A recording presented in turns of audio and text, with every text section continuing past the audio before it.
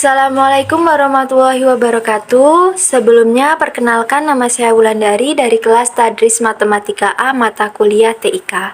Saya di sini akan menjelaskan tentang sistem komputer. Sistem komputer adalah kumpulan perangkat-perangkat komputer yang saling berhubungan dan berinteraksi satu sama lain untuk melakukan proses pengolahan data, sehingga dapat menghasilkan informasi yang diharapkan oleh penggunanya.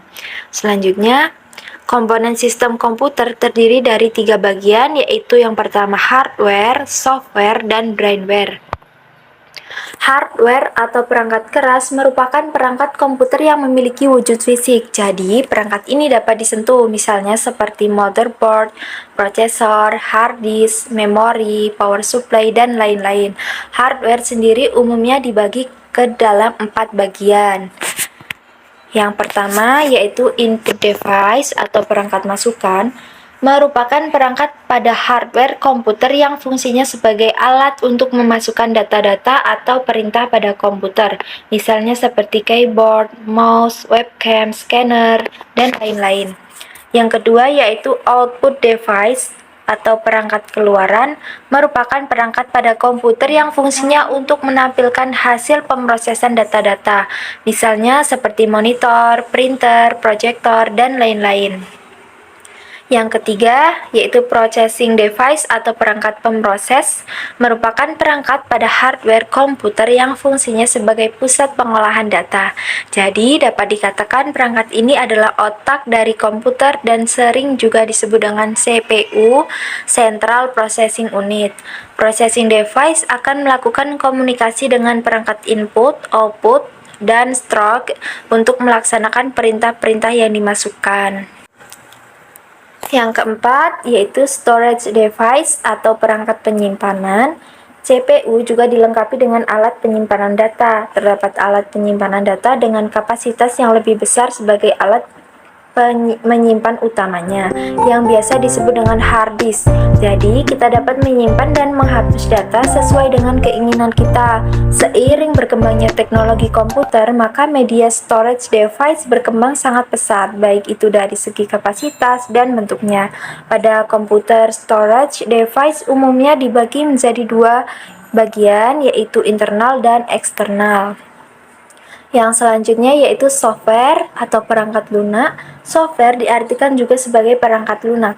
Jadi, perangkat ini tidak memiliki bentuk fisik seperti hardware. Software dapat diartikan juga sebagai kumpulan data elektronik yang tersimpan dan diatur oleh komputer. Bisa berupa program ataupun koneksi untuk menjalankan berbagai macam instruksi perintah. Jadi, software tidak dapat disentuh dan dilihat secara fisik. Dan dapat dikatakan juga bahwa software digunakan untuk mengontrol perangkat keras. Software dibedakan menjadi beberapa macam, misalnya seperti yang pertama, operating system atau sistem operasi. Sistem operasi komputer merupakan program dasar pada komputer yang umumnya berfungsi untuk menghubungkan pengguna dengan hardware.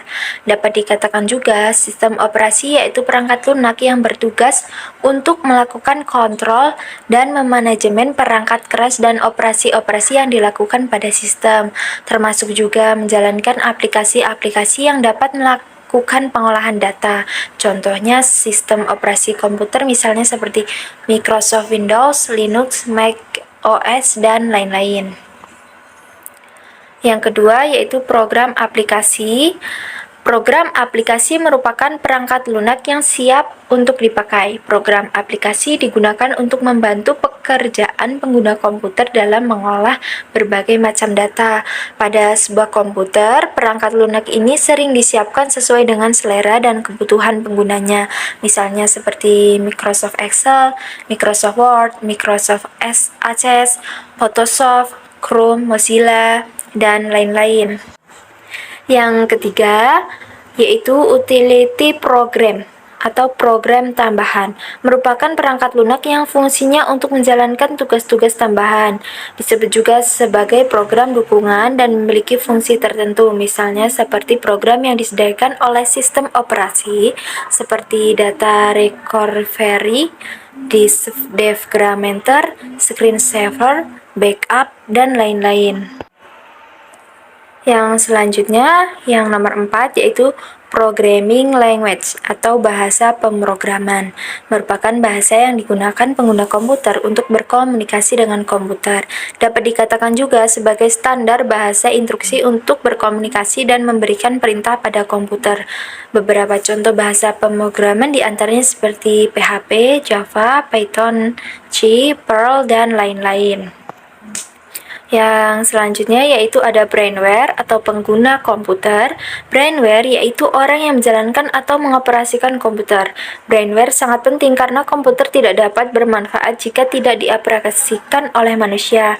Jadi, brainware merupakan setiap orang yang terlibat dalam kegiatan-kegiatan pemanfaatan komputer.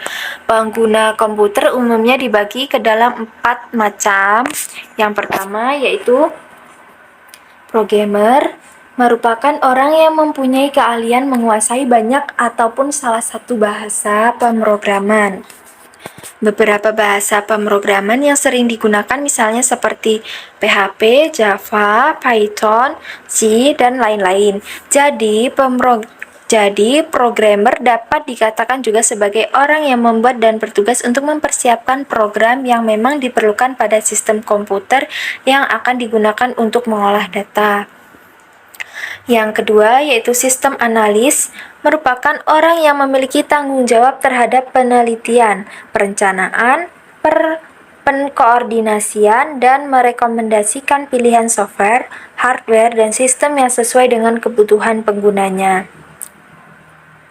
Seorang sistem analis pun sangat berperan penting dalam proses pengembangan suatu sistem. Seorang sistem analis perlu memiliki 4 keahlian seperti analisis, teknis, manajerial, dan cara berkomunikasi dengan orang lain atau interpersonal. Yang ketiga yaitu administrator, merupakan orang yang bertugas mengolah suatu sistem operasi dan juga beberapa program yang sedang berjalan pada sistem komputer. Dan yang terakhir yaitu operator, merupakan orang yang memanfaatkan sistem komputer yang telah ada atau dia hanya menggunakan aplikasi-aplikasi tertentu untuk mengolah data. Baiklah teman-teman, sekian penjelasan dari saya. Saya ucapkan terima kasih dan juga saya ucapkan permintaan maaf apabila ada kata yang kurang jelas. Wassalamualaikum warahmatullahi wabarakatuh.